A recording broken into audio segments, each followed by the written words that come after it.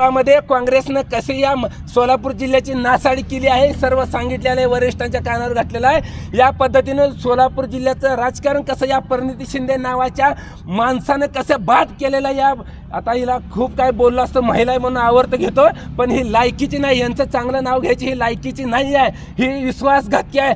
त्यावेळेस खासदारकीच्या वेळेस आमचे आदरणीय खंदारे साहेबांनी सांगितलं होतं की परिणिती शिंदेच्यावर विश्वास ठेवू नका, परंतु आमच्यामधल्या काही गद्दारांनी आम्हाला देखील फसवलंय आणि आमच्या शिवसेनेमध्ये असणाऱ्या काही पदाधिकारी गद्दारांना पण सांगू इच्छितो, जर का आता इथून पुढच्या काळात जर त्या काँग्रेसबरोबर कुणी जर मिलीभगत केली असेल तर तुम्हाला देखील आता शिवसैनिकांचा इसका आणि वरिष्ठ अधिकाऱ्याचा इसका दाखवल्याशिवाय सोडणार नाही। अशा गद्दारांना घरचा रस्ता दाखवला जाईल। आम्हाला देखील आमच्या एका गद्दारांनी फसवलेलं आहे, आमच्याशी खोटं बोललेलं आहे, याचा रिपोर्ट मी उद्धव साहेबांसमोर बसून देणार आहे। त्यांनी लोकसभेला कसं कसं काय काय कारस्थान केलेलं आहे आणि म्हणून परिणिती शिंदे वाटत असेल की सगळी शिवसैनिक आणि पदाधिकारी विकले जातील, अरे शिवसैनिक विकला जाणार नाही, तुमच्यासारख्याला विकत घ्यायला बसलेला आहे। बरोबर आहे।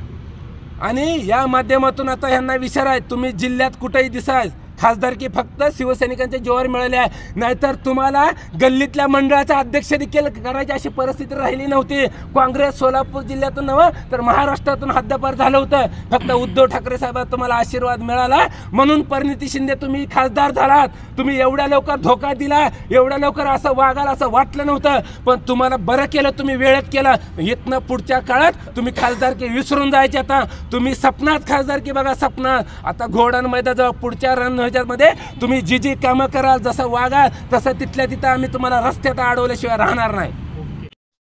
आपल्या शहरातील ताज्या घडामोडी पाहण्यासाठी हल्ला बोल भारत न्यूजला सबस्क्राईब करा आणि बेल आयकॉन प्रेस करा।